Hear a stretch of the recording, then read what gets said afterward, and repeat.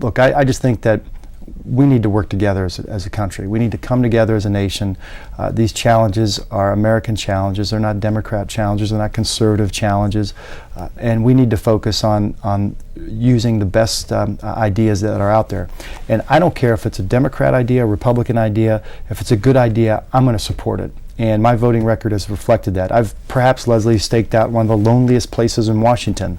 The territory that I stand on is right in the middle.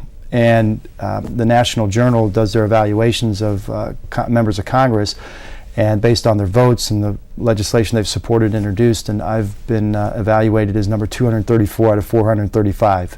And I just think that the government needs to focus on the middle America, on the middle of the road where most Americans are.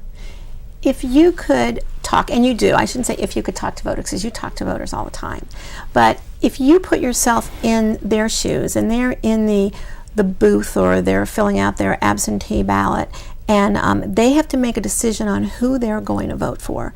Sometimes they've never met the candidates in person, and if they have met the candidates, certainly it's not a long sit down. So they watch commercials or they see things in print, or they hear about people. What would you tell voters that are some things that they could remember when they're filling out their ballot or pressing their buttons to make their choice?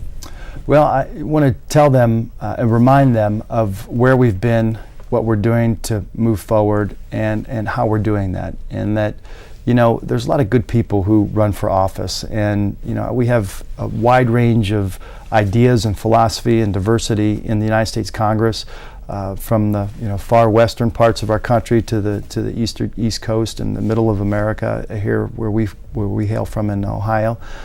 But we have a common vision, a common goal, and that we want to see our country move forward, and we want to see us move towards prosperity, and that in that goal we need to come together.